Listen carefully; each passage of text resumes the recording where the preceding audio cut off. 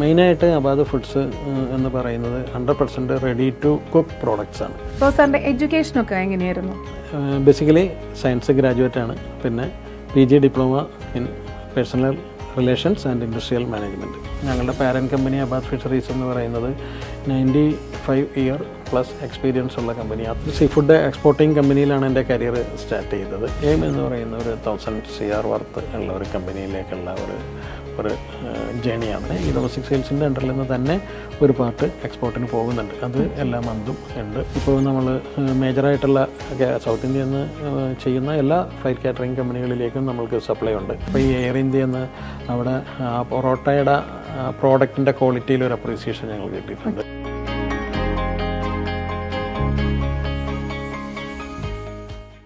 Hi, hello, it's me Sajna Zahras. Welcome to yet another informative and inspiring business story of Inspire.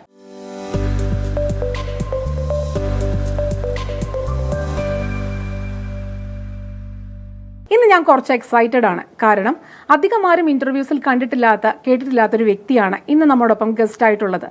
11,000 active clients ഉള്ള 1000-ൽ പരം staffs ഉള്ള 750-ൽ പരം products ഉള്ള ഒരു വലിയ കമ്പനിയായിട്ടുള്ള അബാദ് ഫുഡ്സിന്റെ GM ആയ മധു സാറാണ് ഇന്ന് നമ്മോടൊപ്പം ഉള്ളത്.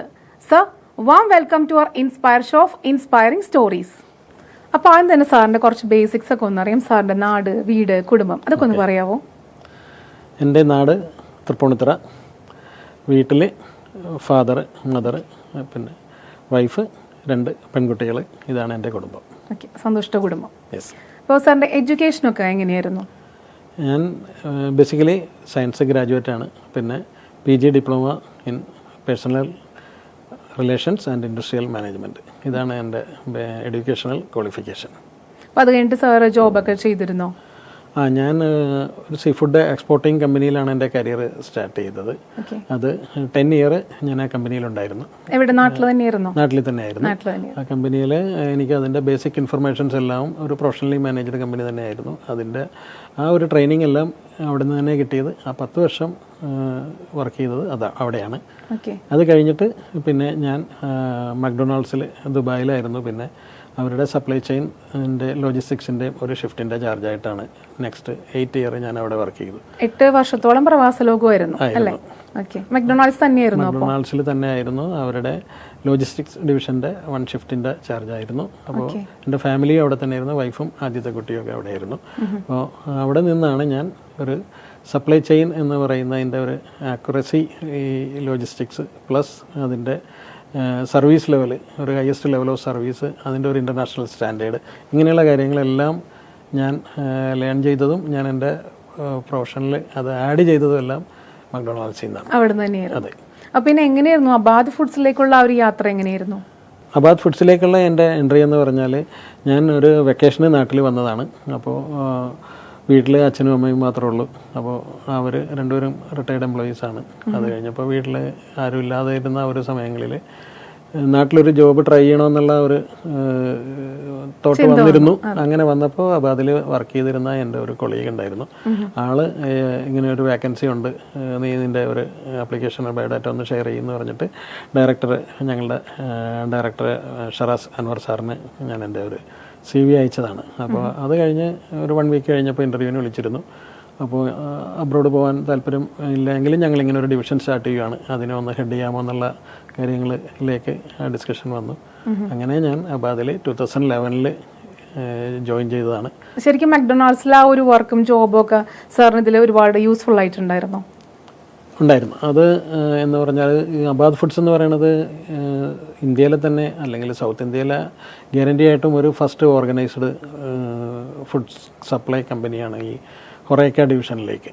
അപ്പോൾ അതിൽ ഏറ്റവും കൂടുതൽ സർവീസിന് ഇമ്പോർട്ടൻസ് കൊടുക്കുന്ന, ഇപ്പോൾ മക്ഡൊണാൾഡ്സിൽ എൻ്റയർ എമിറേറ്റ്സിലേക്കുള്ള ദുബായിലെ എല്ലാ സ്ഥലങ്ങളിലുമുള്ള മക്ഡൊണാൾഡ്സ് റെസ്റ്റോറൻറ്റുകളിൽ ഓൾമോസ്റ്റ് ആ ടൈമിൽ 252 റെസ്റ്റോറൻറ്റുകളുണ്ടായിരുന്നു. അപ്പോൾ A to Z പ്രോഡക്റ്റുകൾ സപ്ലൈ ചെയ്തിരുന്നത് ഞങ്ങളുടെ ഡിവിഷനിൽ നിന്നായിരുന്നു. അപ്പോൾ ഈവൻ ഒരു സിംഗിൾ പാക്ക് മെറ്റീരിയൽ അല്ലെങ്കിൽ ഒരു പൗച്ച്, അത് 6 പീസ് ബർഗർ പാക്ക് ചെയ്യണ കവറാണെങ്കിലും അത് ഒരു പാക്കറ്റ് കുറഞ്ഞു പോയി കഴിഞ്ഞാൽ അവിടുത്തെ ഒരു റെസ്റ്റോറൻറ്റിൻ്റെ ഓപ്പറേഷനെ അഫക്റ്റ് ചെയ്യും. എല്ലാം വളരെ മിനിമം സ്പേസ് യൂട്ടിലൈസ് ചെയ്തുകൊണ്ട് വർക്ക് ചെയ്യുന്നതാണ് റെസ്റ്റോറൻറ്റുകളൊക്കെ. അപ്പോൾ അങ്ങനെയുള്ള ആ സർവീസ് ലെവലിന് അത്രയും ക്രിട്ടിക്കലാണ്. അത്രയും ഇമ്പോർട്ടൻസ് കൊടുത്ത് വർക്ക് ചെയ്തിരുന്ന ഒരു സ്ഥാപനത്തിൽ നിന്ന് വന്നതിൻ്റെ നോളജും അതിൻ്റെ ക്വാളിറ്റി സ്റ്റാൻഡേർഡ്സും എല്ലാം എനിക്ക് ഫ്യൂച്ചർ ഇപ്പോൾ ഉള്ള കരിയറിൽ എനിക്കൊരു ആഡഡ് അഡ്വാൻറ്റേജ് ആയിരുന്നു. GM എന്ന് പറയുമ്പോൾ അതൊരു വലിയൊരു പോസ്റ്റാണ്, ഒരു വലിയ ഉത്തരവാദിത്തമാണ്. അപ്പോൾ ആ ഉത്തരവാദിത്തത്തിനോട് ശരിക്കും ശ്രദ്ധ കൊടുക്കാനും അല്ലെങ്കിൽ അതിനോട് കൂടുതൽ ഇഴുകിച്ചേരാനൊക്കെ സാറിന് പറ്റിയിരുന്നു ആ ഒരു സ്റ്റാർട്ടിങ്ങിൽ തന്നെ? ഞാൻ വരുമ്പോൾ ഇവിടെ ഞങ്ങൾ ഇത് സ്റ്റാർട്ട് ചെയ്യുന്നത് ഒരു 3 പേരാണ് ആ സമയത്ത് ഉണ്ടായിരുന്നത്. അതിൽ 4മതായിട്ട് അത് ഹെഡ് ചെയ്യാൻ വന്നപ്പോൾ ബേസിക് ഫൗണ്ടേഷൻ്റെ ആ എർത്ത് വർക്ക് ആണ് ആ സമയങ്ങളിൽ നടന്നുകൊണ്ടിരുന്നത്. അപ്പോൾ ആ കാലഘട്ടം മുതൽ ഇതുവരെയും ഉള്ള ആ stages day by day hour by hour അതിൻ്റെ കൂടെ തന്നെ ട്രാവൽ ചെയ്തത് കൊണ്ട് നമ്മുടെ ആ ഒരു ഫോർമേഷൻ ഫുള്ള് അതിൻ്റെ കൂടെ ഉണ്ട്. ആ സമയം കാലം മുതലേ ആ ബിസിനസ്സിലുണ്ടാകുന്ന കാര്യങ്ങൾ അല്ലെ ഫ്യൂച്ചർ ബിസിനസ്സിനുള്ള സ്കോപ്പുകൾ, പ്രോഡക്റ്റിൻ്റെ കാര്യങ്ങൾ, ഇതെല്ലാം നമ്മൾ ബൈ ഹാൻഡ് എക്സ്പീരിയൻസ് ഉള്ളത് കൊണ്ട് പിന്നീട് ആ ഡെസിഗ്നേഷൻ ചേഞ്ചസ് ഒരിക്കലും നമ്മളുടെ എൻ്റെ ഒരു വർക്കിൽ എഫക്ട് ചെയ്തിട്ടില്ല. ഇല്ല. ഓക്കെ, അപ്പോൾ നമ്മൾ ഇത്രയും നേരം അബാദ് ഫുഡ്സിൽ GM എന്നുള്ള ആ ഒരു സ്ഥാനത്തിനെ കുറിച്ചും സാറിൻ്റെ മെക്ഡൊണാൾഡ്സിലെ ജോലിനെ കുറിച്ചൊക്കെ പറഞ്ഞെങ്കിലും പ്രേക്ഷകർക്ക് പലർക്കും ഉള്ള ഒരു ഡൗട്ടായിരിക്കുള്ളൂ, അബാദ് ഫുഡ്സ് എന്ന് പറയുന്നത് അബാദ് എന്ന് പറഞ്ഞിട്ടുള്ള ഒരു മെയിൻ കമ്പനിയുടെ ഭാഗമാണെന്നുള്ളൊരു ഡൗട്ട് ഉണ്ടാവും. ആ ഡൗട്ട് ഒന്ന് പ്രേക്ഷകർക്ക് വേണ്ടി ക്ലിയർ ചെയ്ത് കൊടുക്കാവോ? നല്ലൊരു ക്വസ്റ്റ്യനാണ്. അബാദ് എന്ന് പറയുന്നത് വലിയൊരു അംബ്രല്ല ബ്രാൻഡാണ്. അത് കേരളത്തിൽ നിന്നല്ല സൗത്ത് ഇന്ത്യയിൽ തന്നെ എക്സ്പോർട്ട് മാർക്കറ്റുകളിലാണെങ്കിലും റിലയബിലിറ്റിക്കും അതുപോലെ തന്നെ കൺസിസ്റ്റൻസിക്കും ക്വാളിറ്റിക്കും പേരുകേട്ട ഒരു മേജർ ബ്രാൻഡാണ്. അപ്പോൾ ആ അബാദിൻ്റെ ഗുഡ് വില്ലിലാണ് അബാദ് ഫുഡ്സ് എന്ന് പറയുന്ന ഞാൻ ഹെഡ് ചെയ്യുന്ന കമ്പനിയുടെ ഗ്രോത്തും അതിൻ്റെ എല്ലാ ഡെവലപ്മെൻറ്റും. അപ്പോൾ അബാദിന് തന്നെ അബാദ് ഗ്രൂപ്പിൽ ആണ് Abad builders, Abad hotels, Abad fisheries, ഇത്രയും 3 സെഗ്മെൻ്റാണ്. അബാദ് ഫിഷറീസ് എന്ന് പറഞ്ഞാൽ എക്സ്ക്ലൂസീവ്ലി അത് എക്സ്പോർട്ട് കമ്പനിയാണ്. അതിൻ്റെ ഒരു ഡൊമസ്റ്റിക് സെയിൽസ് ഡിവിഷനാണ് അബാദ് ഫുഡ്സ്. അതായത് Abad resorts, Abad builders and Abad fisheries. Abad ഫിഷറീസിൽ വരുന്നൊരു ശാഖ അല്ലെങ്കിൽ ഒരു ചെറിയൊരു കുട്ടി അബാദ് ഫുഡ്സ് ആണെന്ന് വേണമെങ്കിൽ പറയാം നമുക്ക്, അബാദ് ഫുഡ്സിൻ്റെ ആ ഒരു മേഖല അല്ലേ? തീർച്ചയായിട്ടും. അത് അബാദ് ഫുഡ്സ് ഇന്ത്യൻ മാർക്കറ്റിലെ സപ്ലൈ ഉദ്ദേശിച്ചുകൊണ്ടാണ്. അപ്പോൾ അതിനുണ്ടായിരുന്ന ഒരു അഡ്വാൻറ്റേജ് എന്ന് പറഞ്ഞു കഴിഞ്ഞാൽ അത് നമ്മളിപ്പോൾ എക്സ്പോർട്ട് മാത്രം ചെയ്യുന്ന, എക്സ്പോർട്ട് ക്വാളിറ്റി മെയിൻറ്റെയിൻ ചെയ്യുന്ന, എല്ലാ സ്പെസിഫിക്കേഷൻസും ക്വാളിറ്റി സ്റ്റാൻഡേർഡ്സും ഓഡിറ്റ് റിക്വയർമെൻറ്റ്സും ഫുൾഫിൽ ചെയ്യുന്ന ഫാക്ടറികളിലാണ് ഈ അബാദ് ഫുഡ്സിന് വേണ്ടി നമ്മൾ ഇവിടെയുള്ള ഹോട്ടലിലും റെസ്റ്റോറൻറ്റിലേക്കും ഒക്കെ സപ്ലൈ ചെയ്യാനുള്ള സാധനങ്ങളും പ്രിപ്പറേഷനും എല്ലാം നടക്കുന്നത്. അതുകൊണ്ട് ആ എൻ്റയർ ഫെസിലിറ്റിയുടെ ക്വാളിറ്റി നമ്മുടെ ഓരോ പ്രോഡക്റ്റിനും ഉണ്ടായിരുന്നു. അപ്പം അങ്ങനെയാണ് ഈ അബാദ് ഫുഡ്സിൻ്റെ ആ ഒരു എക്സ്പോർട്ട് അല്ലെ വേൾഡ് ക്ലാസ് ഫുഡ് പ്രോഡക്ട്സ് എന്നുള്ള ഒരു ക്യാപ്ഷനാണ് ഞങ്ങൾ യൂസ് ചെയ്യാറുള്ളത്. ആ ഒരു standard premium quality. Correct. Sir, അപ്പം അബാദ് ഫിഷറീസിന്റെ ഒരു ശാഖയാണ് അബാദ് ഫുഡ്സ് എന്ന് പറയുന്നത്. അപ്പോൾ അബാദ് ഫുഡ്സിൽ എത്രത്തോളം പ്രോഡക്ട്സ് ഉണ്ട്, ഏതൊക്കെയാണ് പ്രോഡക്ട്സ്? അബാദ് ഫുഡ്സിൽ മെയിനായിട്ട് അബാദ് ഫുഡ്സ് എന്ന് പറയുന്നത് 100% റെഡി ടു കുക്ക് പ്രോഡക്ട്സ് ആണ്. അതിൽ നമ്മളിപ്പോൾ ഫിഷിൻ്റെ കാര്യങ്ങളിലൊക്കെ ആണെങ്കിൽ ഹോൾ ഫിഷ് അത് ക്ലീൻഡ് കട്ട് റെഡി ടു കുക്കാണ്.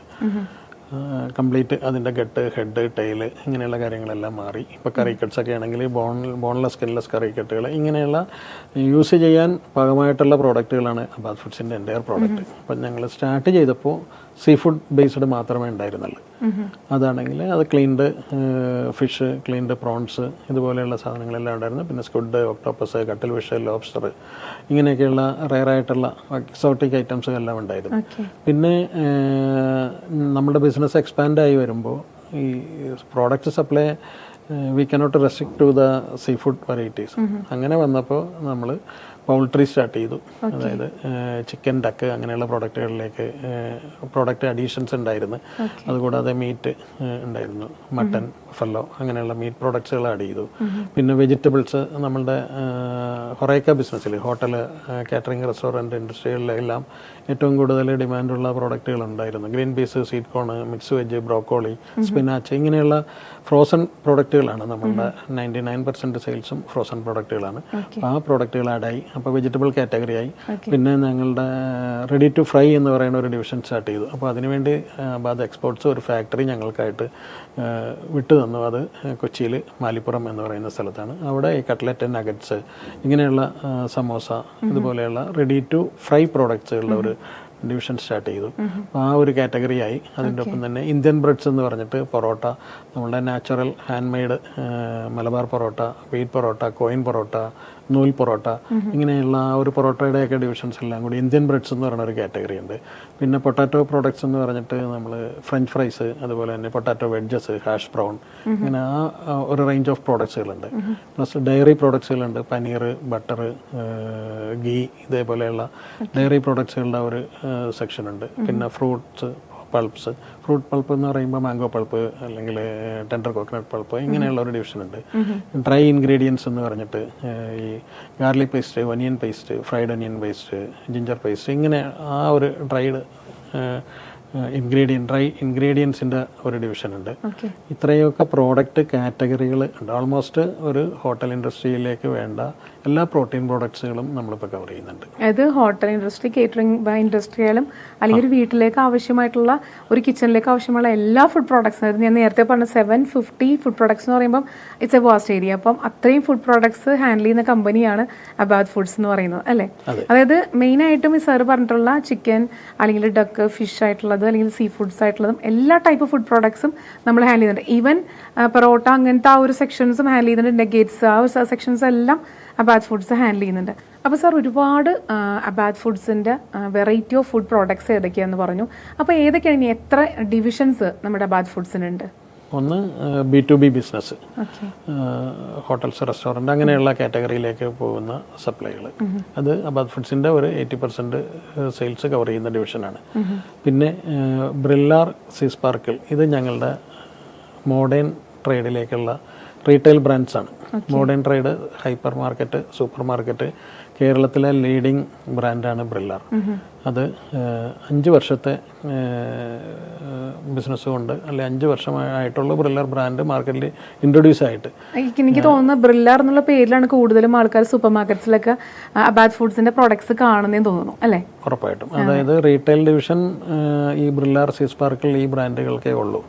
അപ്പോൾ അത് ഈ ബ്രില്ലാർ ബ്രാൻഡിനെ കുറിച്ച് പ്രത്യേകിച്ച് പറയാനുള്ള ഒരു കാര്യം, വലിയ മാർക്കറ്റിങ്ങിൻ്റെ സപ്പോർട്ടുകളോ അല്ലെ മാർക്കറ്റിംഗ് ഇവൻറ്റ്സോ എഫർട്ടോ ഒന്നുമില്ലാതെ പ്രോഡക്റ്റ് ക്വാളിറ്റി കൊണ്ടും പ്രോപ്പർ സർവീസ് കൊണ്ടും മാത്രം ഡെവലപ്പായ ഏറ്റവും കൂടുതൽ നമ്പർ 1 ബ്രാൻഡായിട്ട് കേരളത്തിൽ ഇപ്പോൾ ഉള്ളത് ബ്രില്ലാറാണ്. അത് നെസ്റ്റോ, ലുലു, ഇതേപോലെയുള്ള വലിയ വലിയ സൂപ്പർ മാർക്കറ്റുകൾ, ഓൾമോസ്റ്റ് 1100+ ഹൈപ്പർ സൂപ്പർ മാർക്കറ്റുകളിൽ കേരളത്തിൽ ബ്രില്ലാർ ബ്രാൻഡ് അവൈലബിളാണ്. ബ്രില്ലാർ, സീ സ്പാർക്കിൾ എന്ന് കൂടാതെ ഫ്രഷ് ഡിവിഷന് വേണ്ടി മാത്രം ഞങ്ങൾക്ക് ഒരു ബ്രാൻഡുണ്ട്. അതാണ് വൈൽഡ് ഫിഷ് എന്ന് പറയുന്നത്. ഇനീഷ്യലി അത് സ്റ്റാർട്ട് ചെയ്തത് സീ ഫുഡ് ബേസ്ഡ് ആയിട്ട് മാത്രമായിരുന്നു. പിന്നീട് ഞങ്ങൾ അതിൻ്റെ ക്യാപ്ഷൻ ഒന്ന് ചേഞ്ച് ചെയ്ത് സീ ഫുഡ് ആൻഡ് മോർ എന്ന് പറഞ്ഞ് ആഡ് ചെയ്ത് ഇപ്പോൾ അതിൽ പൗൾട്രി, മീറ്റ്, അങ്ങനെയുള്ള സാധനങ്ങളെല്ലാം ഉണ്ട്. അതിന് 2 ഷോപ്പുണ്ട്. ഒന്ന് ന്യൂക്ലിയസ് മാളിൽ ഒരു വൈൽഡ് ഫിഷിൻ്റെ ഷോപ്പുണ്ട്. പിന്നെ അബാദ് ചുള്ളിക്കൽ ഹോട്ടലിൻ്റെ താഴെ ഒരു അബാദ് വൈൽഡ് ഫിഷിൻ്റെ ഷോപ്പുണ്ട്. ഇത് രണ്ടും റീറ്റെയിൽ പ്രോഡക്ട്സുകൾ വീടുകളിലേക്ക് ഹോം ഡെലിവറി ഉണ്ട്. അതുപോലെ തന്നെ എറണാകുളം, തൃശ്ശൂർ, ആലപ്പി, കോട്ടയം, ഇത്രയും സ്ഥലങ്ങളിലേക്കുള്ള ഇൻസ്റ്റിറ്റ്യൂഷണൽ ഡെലിവറികളും ഉണ്ട്. റെസ്റ്റോറൻറ്റ്, ഹോട്ടൽസിലേക്കൊക്കെ ഫ്രഷ് മെറ്റീരിയൽ തന്നെ എടുക്കുന്ന ആളുകൾക്ക്. അപ്പോൾ ഫ്രഷ് എന്ന് പറഞ്ഞാൽ അത് സീസണലാണ്. ആ സമയങ്ങളിലെല്ലാം ആ മെറ്റീരിയൽ സപ്ലൈ ചെയ്യാൻ വേണ്ടി ഉള്ള ഒരു ഡിവിഷനാണ് വൈൽഡ് ഫിഷ്. അത് 2015 സ്റ്റാർട്ട് ചെയ്തതാണ്. സർ, അതുപോലെ അബാദ് ഫുഡ്സിൻ്റെ ഈ ഫുഡ് പ്രോഡക്റ്റ് എല്ലാം ഏതെല്ലാം മേഖലകളിലേക്കാണ് എത്തുന്നത്? അബാദ് ഫുഡ്സ് സ്റ്റാർട്ട് ചെയ്തത് ഹോട്ടൽസിലേക്കുള്ള സപ്ലൈകൾക്കാണ്. അപ്പോൾ ഫസ്റ്റ് നമ്മൾ സ്റ്റാർട്ട് ചെയ്തത് അബാദ് ഹോട്ടൽസ്. അബാദിന് തന്നെ 14 ഹോട്ടൽസ് ഉണ്ട്. അങ്ങനെയുള്ള ഒരു സപ്ലൈയാണ് തുടങ്ങിയത്. ആദ്യം അങ്ങോട്ട് തന്നെ കൊടുത്തു തുടങ്ങി, അല്ലേ? പിന്നെ ശരിക്കും അതാണോ ആദ്യം വന്നിട്ടുള്ള എൻക്വയറി എന്ന് പറഞ്ഞാൽ? അങ്ങനെയല്ല, നമ്മളെ ഡിവിഷൻ സ്റ്റാർട്ട് ചെയ്തപ്പോൾ ഇത്രയും ഹോട്ടൽ, ഇപ്പോൾ അത്രയും ഹോട്ടൽ ശൃംഖലകളുള്ള ഓൺ ഫാക്ടറിയിൽ നിന്ന് ഓൺ പ്രോഡക്റ്റ്, ഏറ്റവും ക്വാളിറ്റി ഗ്യാരണ്ടിയുള്ള ഒരു പ്രോഡക്റ്റ് വരുമ്പോൾ അത് ആ ഒരു പ്രോഡക്റ്റുകൾ കംപ്ലീറ്റ് സോഴ്സ് ചെയ്തിരുന്നത് നമ്മളുടെ അടുത്ത് നിന്ന് തന്നെയാണ് അവർ. അങ്ങനെ അബാദ് ഹോട്ടൽസിൽ സ്റ്റാർട്ട് ചെയ്തു. പിന്നീട് അത് നമ്മൾക്ക് ടാജ്, മാരിയറ്റ്, മഹീന്ദ്ര, ഇങ്ങനെയുള്ള വലിയ വലിയ ഹോട്ടൽ ചെയിൻസിൽ നിന്നെല്ലാം റിക്വയർമെൻറ്റ് വന്നു. അങ്ങനെ ഹോട്ടലുകൾ, പിന്നെ കാറ്ററിംഗ് ഡിവിഷൻസ്, അതായത് കേരളത്തിൽ 2500, 3000-ഓളം രജിസ്റ്റേർഡ് കാറ്റേഴ്സ് ഉണ്ട്. അപ്പോൾ അങ്ങനെയുള്ള ഒരു കാറ്ററിംഗ് ഡിവിഷനുകളിലേക്കുള്ള സെയിൽസ് റിക്വയർമെൻറ്റ്, ഇവരെല്ലാവരും നേരത്തെ പലപ്പോഴും മാർക്കറ്റുകളിൽ പോയിട്ട് അല്ലെങ്കിൽ മാർക്കറ്റിൽ നിന്ന് കൊണ്ടുവന്ന് കൊടുത്തിരുന്ന അങ്ങനെയുള്ള ഫിഷുകളാണ്. ഈ കാറ്ററിംഗ് സെഗ്മെൻറ്റിലേക്ക് മാറി റെസ്റ്റോറൻറ്റ് ബിസിനസ് സ്റ്റാർട്ട് ചെയ്തു. അതുകൂടാണ്ട് പിന്നീട് നമ്മൾ ഇൻസ്റ്റിറ്റ്യൂഷണൽ ക്യാൻറ്റീൻസ്, അത് ഹോസ്പിറ്റലുകളുടെ ആവാം, സ്കൂളുകളുടെ ആവാം, കോളേജുകളുടെ ആവാം, അല്ലെങ്കിൽ ഇൻഡസ്ട്രിയൽ ക്യാൻറ്റീൻസ് ഉണ്ട്, ഇൻഡസ്ട്രിയൽ കാറ്റേഴ്സ് ഉണ്ട്, വലിയ വലിയ കമ്പനികളുണ്ട്.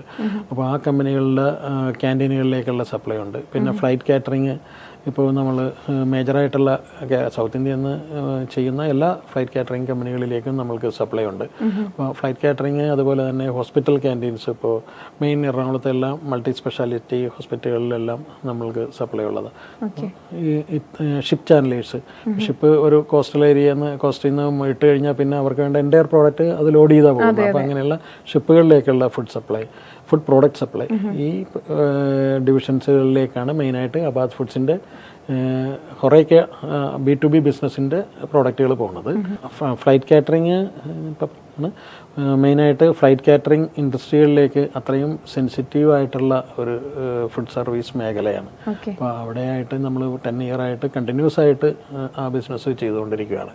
അപ്പോൾ അത്രയും പ്രീമിയം ക്വാളിറ്റി ഒരു സെൻസിറ്റീവ് ആയിട്ടുള്ള ഒരു മേഖലകളിലേക്ക് പ്രോഡക്റ്റ് ഇത്രയും കണ്ടിന്യൂസ് ആയിട്ട് ചെയ്യണമെങ്കിൽ ക്വാളിറ്റി 100% ഗ്യാരണ്ടി ആയിട്ടും കൺസിസ്റ്റൻ്റ് ആയിട്ടുള്ള സർവീസും വേണം. അതുകൊണ്ട് ഇത്രയും മേഖലകളിലേക്കാണ് നമ്മൾ ആ ബിസിനസ് ചെയ്യുന്നത്. അതെ, ശരിയാണ്. അത് ഈ പറഞ്ഞ പോലെ ഫ്ലൈറ്റ് കാറ്ററിംഗ് അല്ലെങ്കിൽ ഷിപ്പ് കാറ്ററിംഗ് എന്നൊക്കെ പറഞ്ഞിട്ടുണ്ടെങ്കിൽ അത്രയും പ്രീമിയം ക്വാളിറ്റി ആയിരിക്കണം, ഹൈലി വളരെ നന്നായിട്ട് സേഫ് ആയിട്ടുള്ള ഒരു ക്വാളിറ്റി നമ്മൾ കൊടുക്കാൻ പറ്റണം. അപ്പോൾ അത്രയും ക്വാളിറ്റി കൊടുക്കണമെന്നുണ്ടെങ്കിൽ, ഇത്രയും നാൾ കൊടുക്കണമെന്നുണ്ടെങ്കിൽ തീർച്ചയായിട്ടും അബാദ് ഫുഡ്സ് അത്രയും ഒരു പക്ക ജെനുവിൻ ആയിട്ടുള്ള പ്രോഡക്ട്സ് ആണെന്ന് നമുക്കത് മനസ്സിലാക്കാൻ പറ്റും. ഫ്ലൈറ്റ് കാറ്ററിംഗ് കമ്പനികൾ അവർ ഓരോരോ ഡിവിഷൻസ്, ഇപ്പോൾ ഹൈദരാബാദ് ആണെങ്കിലും ചെന്നൈ ആണെങ്കിലും ട്രിവാൻഡ്രം എയർപോർട്ടുകളിലേക്ക് അവർ അടുത്ത പ്രോജക്റ്റുകൾ സ്റ്റാർട്ട് ചെയ്യുമ്പോൾ നമ്മളെ അങ്ങോട്ട് ഇൻവൈറ്റ് ചെയ്തിട്ടാണ് നമ്മുടെ പ്രോഡക്റ്റ് എടുക്കുന്നത്. പിന്നെ ഈ പ്രോഡക്റ്റ് ക്വാളിറ്റിയുടെ കാര്യം പറയുമ്പോൾ ഞങ്ങൾക്ക് അവിടെ എൻ്റയർ സ്റ്റാഫിന് വേണ്ടിയുള്ള ഒരു സ്റ്റാഫ് സെയിൽ എന്ന് പറയുന്ന ഒരു ഡിവിഷൻ ഉണ്ട്. ഞങ്ങളുടെ ഡയറക്ടേഴ്സ് പ്രോഡക്റ്റ് വാങ്ങുന്നതെല്ലാം നമ്മളുടെ കമ്പനികളിൽ നിന്ന്. ആ ഒരു പ്രോഡക്റ്റിൻ്റെ ഗ്യാരണ്ടിയാണ്.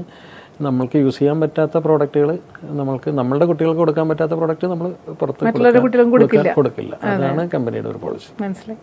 ഇതിപ്പോൾ നമ്മൾ ഇത്രയും സംസാരിച്ചെങ്കിൽ ഇതിൻ്റെ ഒരു പ്രവർത്തന മേഖല അറിയാൻ തീർച്ചയായിട്ടും പ്രേക്ഷകർക്ക് ആഗ്രഹം ഉണ്ടാകും.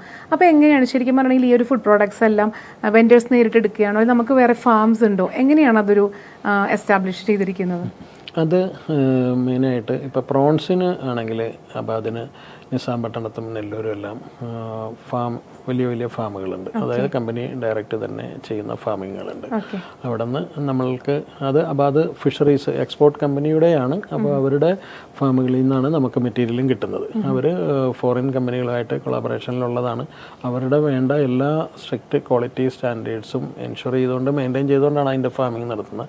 ആ പ്രോൺസ് തന്നെയാണ് നമ്മൾക്ക് വരുന്നത്. പിന്നെ അതുകൂടാതെ നമ്മൾ ഫിഷിൻ്റെ പ്രൊക്യൂർമെൻറ്റ്, ഇപ്പോൾ ഞങ്ങളുടെ പാരന്റ് കമ്പനി അബാദ് ഫിഷറീസ് എന്ന് പറയുന്നത് 95 ഇയർ പ്ലസ് എക്സ്പീരിയൻസ് ഉള്ള കമ്പനി. അത്രയും കാലം ഒരു സീ ഫുഡ് സോഴ്സിങ്ങിലുള്ള എക്സ്പീരിയൻസ് വെച്ചുകൊണ്ട് ഇതാത് ലാൻഡിങ് സെൻറ്ററുകളിൽ നിന്ന് അവർക്ക് ഏറ്റവും ബെസ്റ്റായിട്ടുള്ള ഏറ്റവും ക്വാളിറ്റി ഗ്യാരണ്ടി ചെയ്തു തരുന്ന സപ്ലൈയേഴ്സ് തന്നെയാണ് ഇത് ജനറേഷനായിട്ട് കണ്ടിന്യൂ ചെയ്യുന്നത് സപ്ലൈ. അപ്പോൾ ആ ഒരു പ്രോഡക്റ്റുകൾ, അപ്പോൾ അതിൽ ഇന്ന പ്രോഡക്റ്റ് വന്നാലേ അത് എടുക്കുകയുള്ളൂ. അല്ലെങ്കിൽ കഴിയുന്നതും ഞങ്ങൾ ഈ ലോങ് ബോട്ടുകളല്ലാതെ 1 day 2 day ബോട്ട് പോകുന്ന മെറ്റീരിയലാണ് നമ്മൾ എടുക്കുന്നത്. അപ്പോൾ അതിന് ആ ഒരു പ്രോഡക്റ്റ് ക്വാളിറ്റി ആഫ്റ്റർ ക്യാച്ച് അത് അധികം വൈകാതെ തന്നെ നമ്മുടെ ഫാക്ടറിയിൽ എത്തുന്ന രീതിയിലുള്ള സോഴ്സിങ് സെലക്ഷൻ നമ്മൾ ചെയ്യാറുണ്ട്. അതുകൂടാണ്ട് ഇന്ത്യയിലെ ഏറ്റവും കൂടുതൽ സീ ഫുഡ് എക്സ്പോർട്ട് ഫാക്ടറികളിലുള്ളത് അബാദ് ഫിഷറീസിനാണ്. 14 factories across all the coastal area ഉണ്ട്. അത് വെസ്റ്റ് കോസ്റ്റും ഈസ്റ്റ് കോസ്റ്റുമായിട്ട്. അപ്പോൾ ഇമ്മീഡിയറ്റ്ലി ആഫ്റ്റർ അറൈവൽ ആ പ്രോഡക്റ്റുകൾ നമ്മളുടെ അഡ്ജസ്റ്റൻ്റ് ആയിട്ടുള്ള ഫാക്ടറിയിലേക്ക് അത് പ്രോസസ്സ് ചെയ്യാനായിട്ട് എത്തുക. ഈ സീ ഫുഡ് ഏറ്റവും കൂടുതൽ ക്വാളിറ്റി കംപ്ലയിൻറ്റ്സ് വരുന്നത് അതിൻ്റെ ട്രാൻസ്പോർട്ട് മോഡിലും ഒക്കെയാണ്. ആ ടൈം ഡിലേ ഇല്ലാതെ ഇമ്മീഡിയറ്റ് പ്രോസസ്സിംഗ് ആണ് നമ്മുടെ ഒരു പ്രോഡക്റ്റ് ക്വാളിറ്റി സീ ഫുഡിൻ്റെ അതിൽ പറയുന്നത്. പിന്നെ സീ ഫുഡ് അല്ലാതെ മറ്റു പ്രോഡക്റ്റുകൾ, പൗൾട്രി, മീറ്റ്, വെജിറ്റബിൾസ്, ഇതെല്ലാം അത് നമുക്ക് ഇവിടെ കേരളത്തിലേക്കാളും കൂടുതൽ ഐഡിയലായിട്ടുള്ള അതിൻ്റെ ജെന്യൂൻ ആയിട്ടുള്ള അത് കറക്റ്റായിട്ട് ഗ്രോ ചെയ്യുന്ന ഏരിയകളിലാണ്. അപ്പോൾ അത് UP, ഉത്തരാഖണ്ഡ് അങ്ങനെയുള്ള സ്ഥലങ്ങളിൽ നിന്നൊക്കെയാണ് വെജിറ്റബിൾസ് പാക്ക് ചെയ്യുന്നത്. അവിടെ നമ്മളുടെ കമ്പനിയുടെ ക്വാളിറ്റി സ്റ്റാഫ് അവിടെ സ്റ്റേ ചെയ്ത് ആ പ്രൊഡക്ഷൻ മോണിറ്റർ ചെയ്ത്, ചെക്കിംഗ് എന്നുള്ളതിനേക്കാളും അവരുടെ ഓൺലൈൻ പ്രൊഡക്ഷൻ്റെ കൂടെ നിന്നുകൊണ്ട് നമ്മുടെ ക്വാളിറ്റി സ്റ്റാൻഡേർഡ് സ്പെസിഫിക്കേഷൻ അനുസരിച്ചുള്ള പ്രോഡക്റ്റ് പാക്കേജ് നമ്മുടെ ബ്രാൻഡിൽ തന്നെ ഇങ്ങോട്ട് കൊണ്ടുവരികയാണ്. അത് വെജിറ്റബിൾസ് ആയാലും പൗൾട്രി ആണെങ്കിലും മീറ്റ് പ്രോഡക്ട്സ് ആണെങ്കിലും കമ്പനിയുടെ ഓൺ ഡയറക്ഷനിൽ നമ്മൾക്ക് വേണ്ടി വെൻഡേഴ്സ് പാക്ക് ചെയ്ത് തരുന്നത്. ഓക്കെ. അങ്ങനെയാണ് നമ്മൾ ക്വാളിറ്റി എൻഷുർ ചെയ്യണത്. പിന്നെ ഈ പൊറോട്ട പോലെയുള്ള ഇന്ത്യൻ ബ്രെഡൊക്കെ നമ്മൾക്ക് ഇവിടെ തന്നെ ഞങ്ങൾ മാൻമെയ്ഡായിട്ട് ഹാൻഡ് മെയ്ഡായിട്ട് നമ്മൾ ഉണ്ടാക്കുന്നതാണ്. അത് അത്രയും സ്ട്രിക്റ്റ് ആയിട്ടുള്ള ഹൈജീൻ സ്റ്റാൻഡേർഡ്സും ക്വാളിറ്റി സ്റ്റാൻഡേർഡ്സും മെയിൻറ്റെയിൻ ചെയ്താണ് പ്രൊഡക്ഷൻ നടക്കുന്നത്. അപ്പോൾ ഇതേപോലെയാണ് ഞങ്ങൾ പ്രോഡക്റ്റ് സോഴ്സിങ് ക്വാളിറ്റി ഗ്യാരണ്ടി ചെയ്യാൻ വേണ്ടി എടുക്കുന്ന സ്റ്റെപ്പുകൾ ഇതൊക്കെയാണ്. ഓക്കെ. അപ്പോൾ ഇത്രത്തോളം കാര്യങ്ങൾ ഹാൻഡിൽ ചെയ്യുമ്പോൾ അത്രത്തോളം സ്റ്റാഫ്സും ഉണ്ടാവും എന്നറിയാം. എന്നാലും ഇത് 2011 സ്റ്റാർട്ട് ചെയ്യുന്ന സമയത്ത് എത്ര സ്റ്റാഫാണ് ഉണ്ടായിരുന്നത്? ഇപ്പോൾ എത്ര സ്റ്റാഫിൽ എത്തി നിൽക്കുന്നു? അത് 2011 നമ്മളിത് കമ്പനി ഇത് തുടങ്ങുമ്പോൾ അത് സ്റ്റാർട്ട് ചെയ്ത് ഇമ്മീഡിയറ്റ്ലി ആഫ്റ്റർ സ്റ്റാർട്ടിംഗ് ആണ് ഞാൻ ജോയിൻ ചെയ്തത്. അപ്പോൾ ഫസ്റ്റ് ഇവിടെ നമ്മൾ 3 പേരാണ് കമ്പനിയിൽ ആദ്യം ഉണ്ടായിരുന്നത്. ഞാനും കൂടി ജോയിൻ ചെയ്തപ്പോൾ 4 ആയി. അപ്പോൾ 2011 കഴിഞ്ഞിട്ട് പിന്നെ ഓരോ സമയങ്ങളിലും സ്റ്റാഫ് അഡീഷൻസ് അതാത് സമയങ്ങളിലുണ്ടായിരുന്നു. അത് കഴിഞ്ഞ് ഇപ്പോൾ 2024 നമ്മളിപ്പോൾ 850+ ആൾമോസ്റ്റ് ഒരു 1000-നടുത്തുള്ള ഓൺ റോളും ഓഫ് റോളും ആയിട്ടുള്ള സ്റ്റാഫുകൾ 1000-നടുത്ത് സ്റ്റാഫുണ്ട്. ഞാൻ ഇൻട്രൊഡക്ഷനിൽ പറഞ്ഞിട്ടുണ്ടായിരുന്നു 11,000+ ആക്റ്റീവ് ക്ലയൻസ് പറഞ്ഞിട്ടുണ്ടായിരുന്നു. അപ്പോൾ സാർ പറഞ്ഞ 2011 സ്റ്റാർട്ട് ചെയ്ത സമയത്ത് അബാദ് ഗ്രൂപ്പിന് തന്നെയാണ് കൂടുതൽ കൊടുത്തത്. പിന്നെ താജിലേക്കൊക്കെ ആ ഒരു പ്രീമിയം സെക്ടറിലേക്ക് പോയി എന്ന് പറഞ്ഞു. അത് കൂടാതെ ഏറ്റവും വലിയ ഒരു ക്വാണ്ടിറ്റി അല്ലെങ്കിൽ ഏറ്റവും വലിയ ക്വാണ്ടിറ്റിയിൽ ഒരു ഓർഡർ വന്നത് എപ്പോഴായിരുന്നു നമ്മുടെ അബാദ് ഫുഡ്സിന്? അത് പല ഇവൻറ്റ്സിലേക്ക് ഇപ്പോൾ ഗേലോ ഇന്ത്യ എന്ന് പറഞ്ഞിട്ട് ഒരു പ്രോജക്റ്റ് സെൻട്രൽ ഗവൺമെൻറ്റിൻ്റെ ഉണ്ടായിരുന്നു. അത് ഈ സ്പോർട്സ് കണക്റ്റഡ് ആയിട്ട് ബാംഗ്ലൂർ വെച്ച് നടന്നൊരു ഇവൻ്റ് ആയിരുന്നു. അപ്പോൾ അതിൽ ഡെയിലി ഒരു 3,500 കിലോസ് സപ്ലൈ ആ ഒരു ഒറ്റ ഇവന്റിന് വേണ്ടി തന്നെ വേണമായിരുന്നു. ഒരു 1 വീക്കിന്റെ ഇവന്റ്, ഹ്യൂജ് വോളിയമാണ് അതിൽ നടക്കുന്നത്. അപ്പോൾ ഈ 3000 kg എന്നൊക്കെ പറയുമ്പോൾ അതൊരു സാർ പറഞ്ഞ ഒരു ഹ്യൂജ് വോളിയം ആണ്. അപ്പോൾ ഏറ്റവും കുറഞ്ഞത് എത്ര എമൗണ്ട് ആയിരിക്കും കൊടുക്കുക? അത് ഞങ്ങൾ സ്റ്റാർട്ട് ചെയ്ത കാലം മുതലേ നമ്മൾക്ക് ഒരു മിനിമം 3 kgയുടെ ഓർഡർ ഉണ്ടെങ്കിൽ ആ ഡെലിവറികൾ എവിടെയാണെങ്കിലും ഞങ്ങൾ എത്തിച്ചു കൊടുക്കും. അത് നമ്മുടെ ഒരു റെഗുലർ ക്ലയൻസ് ആണെങ്കിൽ അവർ പലപ്പോഴും കാറ്ററിംഗ് ക്ലയൻസൊക്കെ ഓർഡർ എടുക്കുമ്പോൾ 200 കിലോ 100 കിലോ അങ്ങനെയുള്ള ഓർഡറുകളൊക്കെ ആയിരിക്കും തരുന്നത്. അപ്പോൾ ചിലപ്പോൾ ചില ഐറ്റംസ് മിസ്സാവും. അവർ ഓരോ സ്ഥലത്ത് തന്നെ ഒരു സമയത്ത് തന്നെ ഒത്തിരി പ്രോഗ്രാംസ് ചെയ്യുന്നവരാണ് ഈ കാറ്ററിംഗ് കമ്പനികൾ. അപ്പോൾ അങ്ങനെ വരുമ്പോൾ ഒരു 3 കിലോ അല്ലെങ്കിൽ 4 കിലോ 2 കിലോ ഒക്കെ ആണെങ്കിലും ഞങ്ങൾ അത് ചിലപ്പോൾ നമ്മുടെ സെപ്പറേറ്റ് ഒരു വണ്ടി ആയിരിക്കില്ല അതിന് പോകുന്നത്. പക്ഷേ നമ്മളത് എങ്ങനെയാണെങ്കിലും either by train or by bus അല്ലെങ്കിൽ വേറെ ആരെങ്കിലും അങ്ങോട്ട് പോകുന്ന ആളുകളുടെ എന്തായാലും ആ പ്രോഡക്റ്റ് അവിടെ എത്തിയിരിക്കും. അത് ഗ്യാരണ്ടിയാണ്. അപ്പോൾ ഇത്രയും ക്വാണ്ടിറ്റിയിൽ അല്ലെങ്കിൽ ഇത്രയും ക്വാളിറ്റിയിൽ നമ്മൾ കൊടുക്കുമ്പോൾ പലപ്പോഴും ചിലപ്പോൾ വലിയ സ്ഥാപനമാണെങ്കിൽ പോലും വെൻഡേഴ്സിൽ നിന്ന് ബുദ്ധിമുട്ടൊക്കെ ചിലപ്പോൾ ഉണ്ടായെന്ന് വരാം. അല്ലെങ്കിൽ ചിലപ്പോൾ അത്രയും പ്രൊഡക്ട്സ് കിട്ടിയില്ല എന്നൊക്കെ വരാം. അല്ലെങ്കിൽ വെൻഡേഴ്സിനെ തന്നെ കിട്ടിയില്ല എന്ന് വരാം. അങ്ങനെയുള്ള സന്ദർഭങ്ങൾ ഉണ്ടായിട്ടുണ്ടോ? അത് സീസണൽ ആണ് ഈ സീ ഫുഡിൻ്റെ ലാൻഡിങ്. സീ ഫുഡ് എന്ന് പറയുന്നത് ഇപ്പോൾ മീറ്റ് പ്രോഡക്റ്റുകൾ ഇപ്പോൾ ഈ ചൂട് ഇത്രയും കൂടിയ സമയങ്ങളിൽ മീറ്റ് പ്രോഡക്റ്റിന് ഷോർട്ടേജ് ഉണ്ട്. അങ്ങനെയുള്ള സമയങ്ങളിൽ കമ്പനി എപ്പോഴും ഈ ഫ്രോസൺ പ്രോഡക്റ്റിൻ്റെ ഷെൽഫ് ലൈഫ് എന്ന് പറയുന്നത് 2 year ആണ്. ഇപ്പോൾ 2 year ഒന്നും ഞങ്ങളുടെയൊക്കെ പ്രോഡക്റ്റുകൾ ഒരു 4 മാസം 5 മാസത്തിനുള്ളിൽ തന്നെ കംപ്ലീറ്റ് കഴിയുന്നതാണ്. പക്ഷേ എങ്കിലും നമ്മളൊരു 2.5 മന്തിൻ്റെ സ്റ്റോക്ക് നമ്മുടെ കയ്യിൽ എപ്പോഴും ഉണ്ടാവും. അപ്പോൾ അങ്ങനെയുള്ള ഒരു സിസ്റ്റം അബാദ് എന്ന് പറയുന്ന ഒരു ഗ്രൂപ്പിൻ്റെ വലിയൊരു ബാക്കപ്പ് കൊണ്ട് നമുക്ക് ആ ഒരു പ്രോഡക്റ്റ് സ്റ്റോർ ചെയ്ത് ഈ എന്തെങ്കിലും മാർക്കറ്റിൽ ഷോർട്ടേജ് ഉണ്ടെങ്കിൽ അതനുസരിച്ച് പ്രീ പ്ലാൻ ചെയ്ത് പ്രൊക്യൂർമെൻറ്റ് കറക്റ്റ് ചെയ്യാനുള്ളൊരു സമയം കിട്ടാറുണ്ട്. പിന്നെ നമ്മളുടെ കൺട്രോളിലല്ലാത്തത് സീ ഫുഡ് ലാൻഡിങ്ങാണ്. അപ്പോൾ അത് കടലിൽ ഫിഷിങ്ങിന് പോകുന്നവർക്ക് ഏത് മീൻ കിട്ടും എന്ത് കിട്ടും എന്നുള്ളത് ഒരു ഗ്യാരണ്ടി ഇല്ല. അപ്പോൾ ആ സമയങ്ങളിലേക്ക് വേണ്ടി ഇപ്പോൾ പോംഫ്രെറ്റ് വൈറ്റ് പോംഫ്രെറ്റ് പോലെയുള്ളതൊക്കെ ശരിക്കും 3-4 മാസങ്ങളെ ഒരു ഇയറിലെ ആകെ ക്യാച്ചുള്ളൂ. അപ്പോൾ ആ സമയത്ത് തന്നെ എടുത്ത് സ്റ്റോർ ചെയ്ത് വെക്കണം. അപ്പോൾ അങ്ങനെയുള്ള ഷോർട്ടേജസ് ഈ ഫിഷിങ്ങിൽ വരുന്ന ഇത് വരാറുണ്ട്. പക്ഷെ എന്നാൽ പോലും ഓൾമോസ്റ്റ് 90% സ്റ്റോക്കും ഞങ്ങൾ ഇൻഷുർ ചെയ്യാറുണ്ട്. സർ, നമ്മൾ ഒരുപാട് വിശേഷങ്ങൾ പങ്കുവച്ച അബാദ് ഫുഡ്സിൻ്റെ. അപ്പോൾ ഇപ്പോഴത്തെ ഒരു കാലഘട്ടം നോക്കുകയാണെങ്കിൽ എത്ര എസ്റ്റാബ്ലിഷ്ഡ് ആയാൽ പോലും മാർക്കറ്റിങ്ങിൽ ഒരു ഫണ്ട് അവർ മാറ്റി വെക്കുന്നത് ഞാൻ കേട്ടിട്ടുണ്ട്. അത്രയും കോൺസെൻട്രേഷൻ അവർ അതിൽ കൊടുക്കും. അപ്പോൾ അബാദ് ഫുഡ്സ് മാർക്കറ്റിംഗ്, പ്രത്യേകിച്ച് ഡിജിറ്റൽ മാർക്കറ്റിങ്ങിലൊക്കെ എത്രത്തോളം ശ്രദ്ധ കൊടുക്കുന്നുണ്ട്?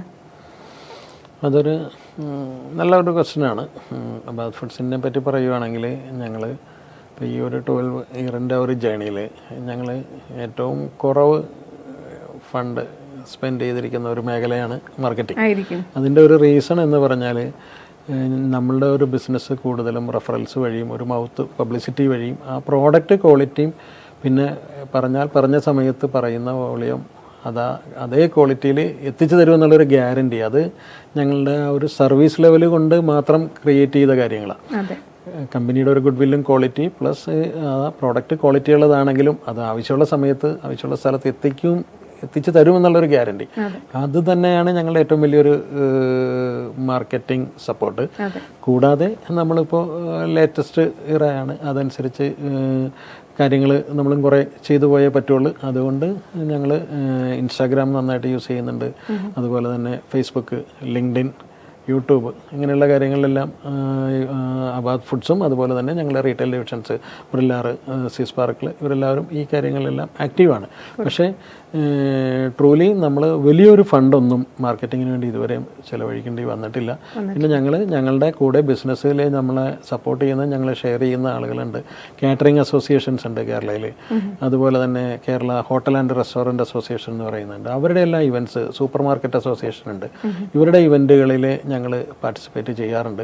അവർക്ക് ഒരു മാർക്കറ്റിംഗ് അവരുടെ ഒരു ഇവൻറ്റ് കണ്ടക്ട് ചെയ്യാനുള്ള ഒരു ഫണ്ടിൻ്റെ ഒരു ഷെയർ ഞങ്ങൾ എടുക്കാറുണ്ട്. അങ്ങനെയുള്ള ഫംഗ്ഷനുകളിൽ സ്റ്റാളും സാമ്പിളിങ്ങും കാര്യങ്ങളുമായിട്ട് ഞങ്ങൾ ആക്റ്റീവായിട്ട് അതൊരു ബിസിനസ് പാർട്ട്നേഴ്സ് അല്ലെങ്കിൽ ഒരു ബിസിനസ് അസോസിയേറ്റ്സ് അങ്ങോട്ടും ഇങ്ങോട്ടും ഉള്ള ഒരു ഹാൻഡ് ഷെയറിംഗ് ആണ്, അത് ചെയ്യാറുണ്ട്.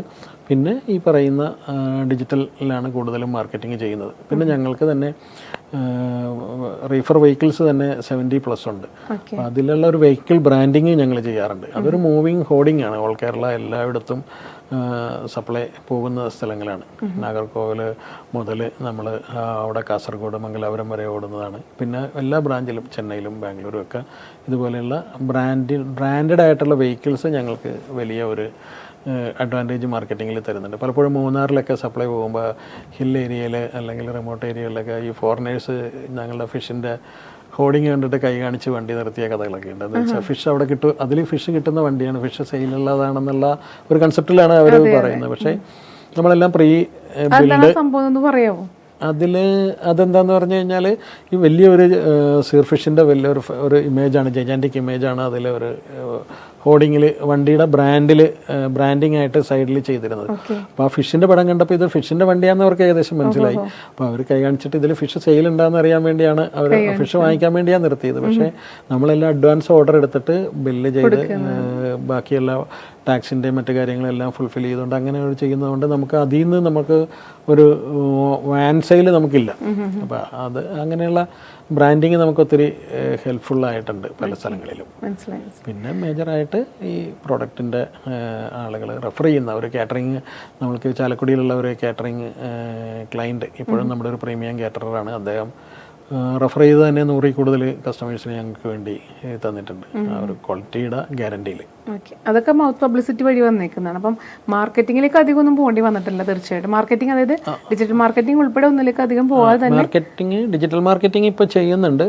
അതിപ്പോൾ നാടോടുമ്പോൾ അതിൻ്റെ ഒപ്പം ഓടുക എന്നുള്ള കാര്യങ്ങളാണ്. പക്ഷേ അതുകൂടാണ്ട് ഞങ്ങളുടെ റീറ്റെയിൽ ഡിവിഷൻ ബ്രില്ലാർ, സിസ്പാർക്കിൾ അവരും അതിൻ്റെ പ്രീമിയം പ്രസൻറ്റേഷൻ പ്ലസ് പ്ലേസ്മെൻറ്റ്, ഇപ്പോൾ സൂപ്പർ മാർക്കറ്റുകളിലാണെങ്കിലും ഇപ്പോൾ പുറത്തുനിന്നാണെങ്കിലും പല ബ്രാൻഡുകളും വരാറുണ്ട്. വലിയ നാഷണൽ ബ്രാൻഡുകൾ പലതും വന്നാൽ പോലും ഞങ്ങൾ ആ ഒരു സ്പേസ്, നമ്മുടെ ഒരു സർവീസ് നമ്മൾ കൃത്യമാണ്. ഇന്ന് ഓർഡർ ചെയ്താൽ നാളെ അത് സപ്ലൈ ചെയ്തിരിക്കും, അത് കേരളത്തിലെവിടെയാണെങ്കിലും. അങ്ങനെയുള്ള സർവീസ് ലെവല് പ്ലസ് ക്വാളിറ്റി, ഇത് രണ്ടും. പിന്നെ നമ്മുടെ സ്റ്റാഫ് കൺസിസ്റ്റൻ്റ് കണ്ടിന്യൂറ്റി ഉള്ള സ്റ്റാഫുകളാണ്. അപ്പോൾ അവരും നമ്മളുടെ ക്ലയൻറ്റ്സും കസ്റ്റമേഴ്സും ആയിട്ടുള്ള ആ ഒരു റിലേഷൻ, ആ ഒരു റാപ്പോ നല്ല രീതിയിലുണ്ട്. അപ്പോൾ നമ്മൾക്ക് ഒരു കാര്യങ്ങൾക്ക് ചെന്ന് കഴിഞ്ഞാൽ അത് കൃത്യമായിട്ട് ഞങ്ങൾക്കത് കമ്പനിയുടെ ഒരു ബിസിനസ്സിലേക്ക് കൺവേർട്ട് ചെയ്യാൻ അവർക്ക് സാധിക്കാറുണ്ട്. അപ്പോൾ ഇതൊക്കെയാണ് നമ്മളുടെ ഒരു മാർക്കറ്റിങ്ങിനേക്കാളും കൂടുതലായിട്ട് കമ്പനിയുടെ ഒരു ഗ്രോത്തിൽ സപ്പോർട്ട് ചെയ്തിരിക്കുന്നത്. അത് സർവീസും ടൈമും ക്വാളിറ്റിയും സ്റ്റാഫിൻ്റെ ആ ഒരു ഇടപെടലും അങ്ങനെ എല്ലാം കൂടി ചേർന്നിരിക്കുന്നതുകൊണ്ട് മാർക്കറ്റിങ്ങിലേക്ക് അത്രയധികം പോകേണ്ടി വരുന്നില്ല എന്നുള്ളതാണ്. പിന്നെ മെയിനായിട്ട് അബാദ് എന്ന് പറയുന്ന ആ ഒരു ബ്രാൻഡിൻ്റെ ഗുഡ് വില്ലിൻ്റെ എസ്റ്റാബ്ലിഷ്മെന്റ്. ഓക്കെ, 2011 തൊട്ട് 2024 വരെ ഈ ഒരു കമ്പനി ഇങ്ങനെ കണ്ടിന്യൂസ് ആയിട്ട് ഇത്രയും ഹ്യൂജ് വോളിയം ഓഫ് പ്രോഡക്ട്സ് കൊടുത്തുകൊണ്ട് അതും ഇത്രയും വാസ്റ്റ് ഏരിയാസിലൊക്കെ സപ്ലൈ ചെയ്തൊക്കെ ചെയ്യാൻ പറ്റുമ്പോൾ ഇറ്റ്സ് എ ബിഗ് അച്ചീവ്മെൻറ്റ് തന്നെയാണ്. എന്നാലും ഒരു കമ്പനി നടത്തിക്കൊണ്ട് പോകുമ്പോൾ തീർച്ചയായിട്ടും ഇത്രയും, ഇപ്പം ഞാൻ നേരത്തെ പറഞ്ഞു 11,000 ആക്റ്റീവ് ക്ലയൻസ്, 1000ഓളം സ്റ്റാഫുകൾ വരുന്നുണ്ട്, അതുപോലെ തന്നെ 750 പ്രോഡക്ട്സ് ഒക്കെ വരുന്ന ഒരു വലിയ കമ്പനി സാർ ഇങ്ങനെ മാനേജ് ചെയ്യുമ്പോൾ എവിടെന്നെങ്കിലും എന്തെങ്കിലുമൊക്കെ ഒരു സ്ട്രഗിൾസ് ഉണ്ടായി കാണും. അറ്റ്ലീസ്റ്റ് കൊറോണ ടൈമിലെങ്കിലും ഏതൊരു കമ്പനിയും ബുദ്ധിമുട്ടുണ്ടാവും. അപ്പം അങ്ങനെയുള്ള ബുദ്ധിമുട്ടുകൾ എന്തൊക്കെയായിരുന്നു, അതെങ്ങനെയാണ് സാർ തരണം ചെയ്തത്? നമ്മൾ 2-3 ഇപ്പോൾ കേരളത്തിൽ മെയിനായിട്ടുണ്ടായിരുന്ന ഇഷ്യൂസ് എല്ലാവരും ഫേസ് ചെയ്തത് തന്നെയാണ്. ഒന്ന് 2018 ഫ്ലഡ്, പിന്നെ അതിനിടയിൽ അതിനു മുമ്പ് നമ്മളൊരു നോട്ട് ബാൻ ഉണ്ടായിരുന്നു, കറൻസി ബാൻ ഉണ്ടായിരുന്നു, അത് കൂടാണ്ട് GST ഇംപ്ലിമെൻറ്റേഷൻ ഉണ്ടായിരുന്നു. ഇതൊക്കെ ബിസിനസ്സിനെ അഫക്റ്റ് ചെയ്തിരുന്ന കാര്യങ്ങളാണ്, കൊറോണ ഓഫ് കോഴ്സ്. അപ്പോൾ ഈ കാലങ്ങളിലെല്ലാം നമ്മളിപ്പോൾ GST വന്നപ്പോൾ ഈ ഫുഡ് പ്രോഡക്റ്റുകൾക്ക് GST വന്നു കഴിഞ്ഞപ്പോഴത്തേക്ക് ഈ കാറ്ററിങ്, ഹോട്ടൽ അവർക്കൊക്കെ അത് വലിയ ബുദ്ധിമുട്ട്. പക്ഷെ അങ്ങനെയുള്ള ഓരോ സമയവും മാറും എന്നുള്ള ഒരു ഇതുകൊണ്ട് തന്നെ ഞങ്ങൾക്ക് ഓവറായിട്ട് വലിയ ബിസിനസ്, ഇതൊരു ഫുഡ് ഇൻഡസ്ട്രി ആയതുകൊണ്ട് ഇപ്പോൾ എന്ത് ബിസിനസ്സിലാണെങ്കിലും ഹെൽത്തും ഫുഡും ഒരിക്കലും ഒഴിവാക്കാൻ പറ്റാത്ത ഒരു ബിസിനസ് സെക്ടറുകളായതുകൊണ്ട് ഞങ്ങൾക്ക് വലുതായിട്ടുള്ള കഷ്ടപ്പാടുകളും ബുദ്ധിമുട്ടുകളൊന്നും ഉണ്ടായില്ല. പക്ഷേ കോവിഡ് ടൈമിൽ കംപ്ലീറ്റ് ഷട്ട് ഡൗണും അതുപോലെ തന്നെയുള്ള ലോക്ക്ഡൗണും കാര്യങ്ങളും എല്ലാം വന്ന ആ പീരീഡിൽ പോലും നമ്മളുടെ കമ്പനി 2 ദിവസമാണ് ഞങ്ങൾ ക്ലോസ് ചെയ്തെന്ന് പറഞ്ഞാൽ സപ്ലൈ കൊടുക്കാൻ പറ്റാതിരുന്നത്. അത് അവിടെ ഉണ്ടായിരുന്ന കുറേ മൈഗ്രൻ്റ് വർക്കേഴ്സിന് കോവിഡ് വന്ന സമയത്താണ്. അപ്പോൾ ആ ഒരു 2 ദിവസം അല്ലാതെ അവരെ ഞങ്ങൾ ഇമ്മീഡിയറ്റ് ഗവൺമെൻറ്റിൻ്റെയും സപ്പോർട്ടും ഹെൽത്തിൻ്റെ എല്ലാം സപ്പോർട്ട് ഉണ്ടായിരുന്നു. അവരെ ഞങ്ങൾ അവിടെ നിന്ന് ഷിഫ്റ്റ് ചെയ്ത് കംപ്ലീറ്റ് ഫിമിഗേഷനും ക്ലീനിങ്ങും എല്ലാം ചെയ്തിട്ട് 3-ാം ദിവസം മുതൽ സപ്ലൈ സ്റ്റാർട്ട് ചെയ്തു. പക്ഷേ ഫുഡ് ഇൻഡസ്ട്രി ആയതുകൊണ്ട് നമ്മൾക്ക് എല്ലാ പെർമിഷനും പാസും എല്ലാം കിട്ടിയിരുന്നു, വണ്ടി മൂവ് ചെയ്യാനും പ്രോഡക്റ്റ്. പിന്നെ അതുപോലെ തന്നെ നമ്മൾ ഒത്തിരി കാര്യങ്ങൾ ചെയ്തിരുന്ന ആ കാലഘട്ടത്തിൽ, ഫുഡ് സപ്ലൈ ചെയ്യാനും ഫുഡ് കിട്ടാത്ത സ്ഥലങ്ങളിലേക്ക് ഫുഡ് കൊടുക്കാനുള്ള കാര്യങ്ങൾ, അങ്ങനെയുള്ളതിലെല്ലാം ഇൻവോൾവ്ഡ് ആയിരുന്നു. ഞങ്ങൾക്ക് എല്ലാ വണ്ടികൾക്കും ഞങ്ങൾക്ക് സ്പെഷ്യൽ പാസ് കിട്ടിയിരുന്നു, ഫുഡ് സപ്ലൈ വണ്ടികളായതുകൊണ്ട്. അതിൽ ഗവൺമെൻറ് അതോറിറ്റീസ്, പോലീസ്, അങ്ങനെയുള്ള ആൾക്കാരെല്ലാവരും നമ്മളെ സപ്പോർട്ട് ചെയ്ത് നമ്മുടെ സ്റ്റാഫിന് വരെ സ്പെഷ്യൽ കാർഡുകളെല്ലാം പെർമിറ്റ് ചെയ്തിരുന്നു പാസ് ചെയ്യാനും എല്ലാ ട്രാൻസ്പോർട്ടിനൊക്കെ. അങ്ങനെയുള്ള ആ കാലഘട്ടങ്ങളിലുള്ള ബുദ്ധിമുട്ടുകളുണ്ടായിരുന്നു.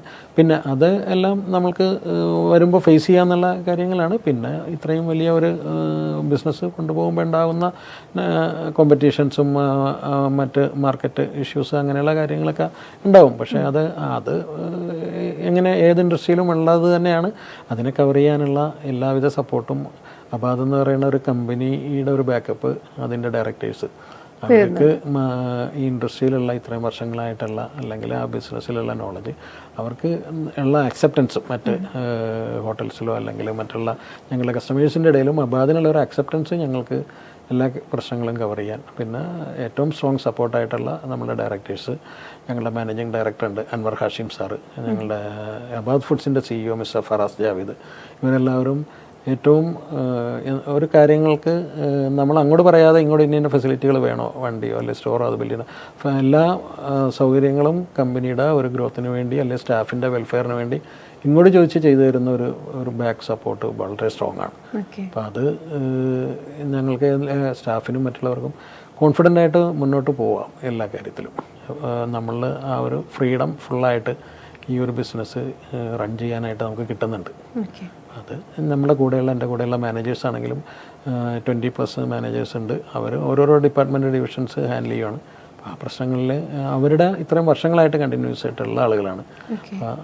ഏത് കാര്യങ്ങൾ വന്നാലും ഞങ്ങൾക്ക് ഒരു കൂട്ടായ ഡിസ്കഷൻസിനോടുകൂടി ഡിസിഷൻസ് എടുത്ത് മുന്നോട്ട് പോകാനുള്ള സപ്പോർട്ടുകളുണ്ട്. അതിൻ്റെ ഒപ്പം തന്നെ എനിക്ക് ചോദിക്കാനുള്ളത്, നമ്മൾ ഡൊമസ്റ്റിക് ആയിട്ടുള്ള ഹോൾസെയിലും റീറ്റെയിൽ ബിസിനസ്സിനെ കുറിച്ചൊക്കെ നമ്മൾ സംസാരിച്ചു. അപ്പോൾ ഇതുപോലെ എക്സ്പോർട്ടിംഗ് ബിസിനസ് അബാദ് ഫുഡ്സിനുണ്ടോ? അത് അങ്ങനെ സംസാരിച്ചു കഴിഞ്ഞാൽ നമ്മളുടെ ഈ റീറ്റെയിൽ പ്രോഡക്ട്സ് എന്ന് പറഞ്ഞാൽ റെഡി ടു കുക്ക് പ്രോഡക്ട്സ്, അത് കൂടുതലും വീടുകളിൽ ഉപയോഗിക്കാൻ ഏറ്റവും കൂടുതൽ കൺവീനിയൻ്റ് ആണ്. ഒരു വേസ്റ്റേജ് ഇല്ല, അതിൽ അഡീഷണൽ ക്ലീനിങ് ഒന്നുമില്ല, റെഡി ടു കുക്കാണ്. അത് IQF പ്രോഡക്റ്റുകളാണ്. IQF എന്ന് പറയുമ്പോൾ സിപ്ലോക്ക് പാക്ക്ഡ് ആണ്. എന്താണെന്ന് പറഞ്ഞു കഴിഞ്ഞാൽ ഇപ്പോൾ ഒരു 10 പീസ് ഫിഷിൻ്റെ പീസാണെങ്കിൽ, ഫ്രൈ കട്ടാണെങ്കിൽ, ആ 10 പീസിൽ 2 പീസ് ആവശ്യമുള്ളെങ്കിൽ 2 എടുത്തിട്ട് ആ സിപ്ലോക്ക് ലോക്ക് ചെയ്തിട്ട് നേരെ ഫ്രീസറിലേക്ക് വെച്ചാൽ മതി, ഫ്രിഡ്ജിൻ്റെ ഫ്രീസറിലേക്ക് വെച്ചാൽ മതി. ഇങ്ങനെയുള്ള കൺവീനിയൻസ്, പിന്നെ ഒരു പ്രൈസ്, ഗ്യാരണ്ടീഡ് ക്വാളിറ്റി, ഇത്രയും കാര്യങ്ങളെല്ലാം കൊണ്ട് ഇത് യൂസ് ചെയ്ത ആളുകൾ, നാട്ടിലുള്ള ആളുകൾ അബ്രോഡ് പോയിട്ട് അവിടെയുള്ള ഇപ്പോൾ ന്യൂസിലൻഡ്, കാനഡ അല്ലെ UK ഇങ്ങനെയുള്ള NRI മലയാളീസ്, അവരുടെ റിക്വയർമെൻറ്റ് വന്നിട്ട് സൂപ്പർ മാർക്കറ്റുകളിലേക്ക്, അതിൻ്റെ സൂപ്പർ മാർക്കറ്റിലെ പ്രോഡക്റ്റുകൾ ഇമ്പോർട്ട് ചെയ്യുന്ന അല്ലെങ്കിൽ ഇവിടെ നിന്ന് സൂപ്പർ മാർക്കറ്റുകളിലേക്ക് പ്രോഡക്റ്റ് എക്സ്പോർട്ട് ചെയ്യുന്ന ആളുകൾ ഞങ്ങൾ അപ്രോച്ച് ചെയ്തിട്ട് ഇപ്പോൾ നമ്മൾ കുറേ കൺസൈൻമെൻറ്റ് ഇതുപോലെ ഉള്ള രാജ്യങ്ങളിലേക്ക് ഈ ഡൊമസ്റ്റിക് സെയിൽസിന് വേണ്ടി സ്റ്റാർട്ട് ചെയ്ത ഡിവിഷൻ ആണെങ്കിലും ഞങ്ങൾക്ക് അങ്ങനെയുള്ള ഒരു എക്സ്പോർട്ടിങ് ഉണ്ട്. ഞങ്ങളുടെ അണ്ടറിൽ നിന്ന് തന്നെ, ഈ ഡൊമസ്റ്റിക് സെയിൽസിൻ്റെ അണ്ടറിൽ നിന്ന് തന്നെ ഒരു പാർട്ട് എക്സ്പോർട്ടിന് പോകുന്നുണ്ട്. അത് എല്ലാ മന്തും ഉണ്ട്, അത് കുറച്ചുകൂടി എക്സ്പാൻഡ് ആയി വരുന്നുമുണ്ട്.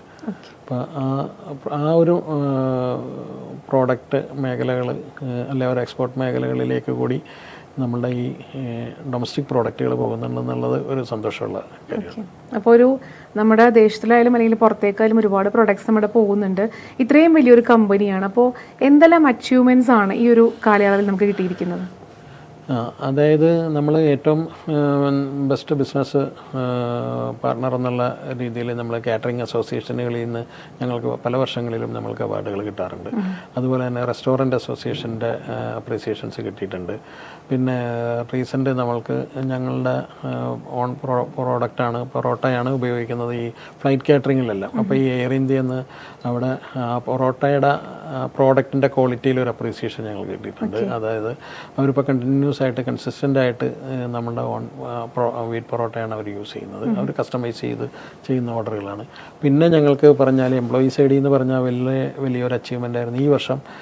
കേരളത്തിലെ ഉൽപ്പാദന മേഖലയിൽ, അതായത് കേരളത്തിലെ എൻ്റയർ ഫാക്ടറികളിൽ വലിയ വലിയ കമ്പനികളുണ്ട്, അതുപോലെയുള്ള ഉൽപ്പാദന മേഖലകളിൽ നിന്ന് ഉള്ള ഏറ്റവും നല്ല എംപ്ലോയി എന്ന് പറഞ്ഞ് എലക്ട് ചെയ്യപ്പെട്ടത് സെലക്ട് ചെയ്തത് ഞങ്ങളുടെ കൂടെ വർക്ക് ചെയ്യുന്ന ബ്രിജിറ്റ് ജോസഫ് എന്ന് പറയുന്ന ഒരു എംപ്ലോയിയാണ്. അത് അവർക്ക് അതിൽ കേരള ഗവൺമെൻറ്റിൻ്റെ ഒരു cash award 1 lakh cash award plus അതിൻ്റെ ഒരു മെമൻറ്റോ എല്ലാം കിട്ടിയതാണ്. അപ്പോൾ അത് വലിയൊരു അച്ചീവ്മെൻ്റ് ആയിരുന്നു. ഞങ്ങളത് നന്നായിട്ട് ഞങ്ങളുടെ കമ്പനിയുടെ ഒരു ഓണർ സെക്ഷനും ഒക്കെ ഉണ്ടായിരുന്നു. അത് നമ്മൾ എല്ലാ ന്യൂസ് പേപ്പറിലെല്ലാം അഡ്വർടൈസ്മെൻറ്റും കാര്യങ്ങളെല്ലാം ചെയ്തിരുന്നു. അത് വലിയൊരു അച്ചീവ്മെൻ്റ് ആയിരുന്നു. എന്ന് വെച്ചാൽ അതൊരു 3-4 ലെവൽ സെലക്ഷൻ പ്രോസസ്സ് കഴിഞ്ഞിട്ടാണ് അതിൻ്റെ ഒരു ഫൈനൽ ഇൻട്രിയിലേക്ക് എത്തിയത്.